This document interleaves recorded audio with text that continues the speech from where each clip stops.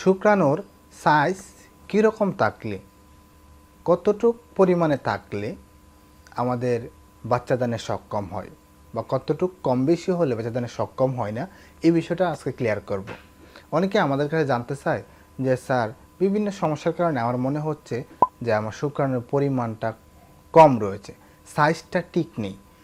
কীরকম সাইজ থাকলে, কোন সাইজে থাকলে আমরা বুঝবো যে বাচ্চাদানে কোনো সমস্যা হবে না। আজকের ভিডিওতে এই বিষয়টা ক্লিয়ার করব।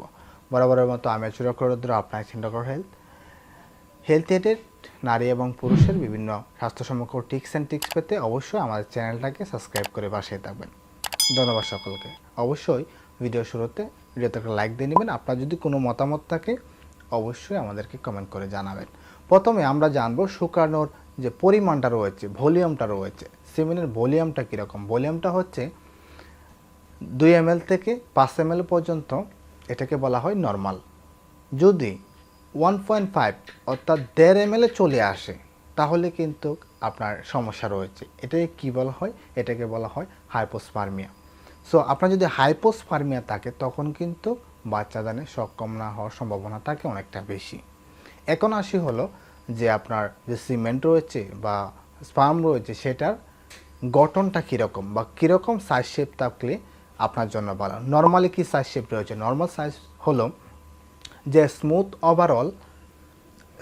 ওভারঅল 5 থেকে 6 মাইক্রোমিটার পর্যন্ত হয়ে থাকে এবং ওয়াইড হয়ে থাকে 2.5 থেকে 3.5 মাইক্রোমিটার পর্যন্ত, এবং এর যে হেডটা রয়েছে, তো মাথাটা রয়েছে, সেটা যদি 40 থেকে 70% পর্যন্ত ভালো থাকে বা স্টেট থাকে তাহলে এটাকে আমরা মোটামুটি নর্মাল বলতে পারি। তাহলে আমরা মূল বিষয়টি যেটা জানলাম, যদি তার 5 থেকে 6 মাইক্রোমিটার পর্যন্ত ওভারঅল শেপ থাকে এবং ওয়াইড যদি 2.5 অর্থাৎ 2.5 থেকে 3.5 পর্যন্ত থাকে তাহলে এটা নর্মাল, এবং 40 থেকে 70% পর্যন্ত তার যদি হেড থাকে মানে মাথা থাকে তাহলে এটাকে আমরা নর্মাল সিমেন্ট বলে থাকি।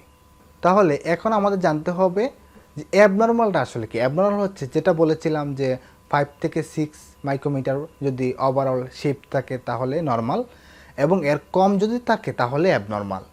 আবার 2.5 থেকে 3.50 পর্যন্ত মাইক্রোমিটার যদি এটার ওয়াইড থাকে তাহলে নর্মাল, এবং এর কমে থাকলে সেটাকে অ্যাবনর্মাল বলে থাকি।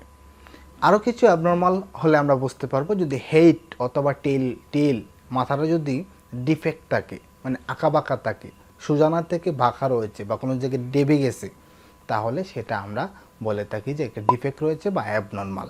আবার কালারটা থাকতে হবে আপনার হোয়াইট বা হোয়াইটিস, অনেকের ইয়েলো থাকতে পারে, গ্রিন থাকতে পারে, তাদের কিন্তু অ্যাবনর্মাল থাকে বা তাদেরই কিন্তু দেখা যায় যে ফিউচারে বা কোনো কারণে আপনার বাচ্চাদানে সক্ষম হয় না।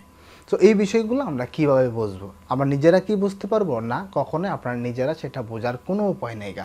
যদি মনে করেন আপনি দীর্ঘদিন চেষ্টা করার পরেও বাচ্চা হচ্ছে না, তাহলে অবশ্যই একজন গাইনোকোলজি ডাক্তারের সাথে পরামর্শ করবেন, এবং সেই ডক্টরই আপনাকে কিছু পরীক্ষা দিবে, রুটিন কিছু এক্সামিনেশন দিবে, রক্তের কিছু পরীক্ষা দিবে, কিছু সিমেনের পরীক্ষা দিবে।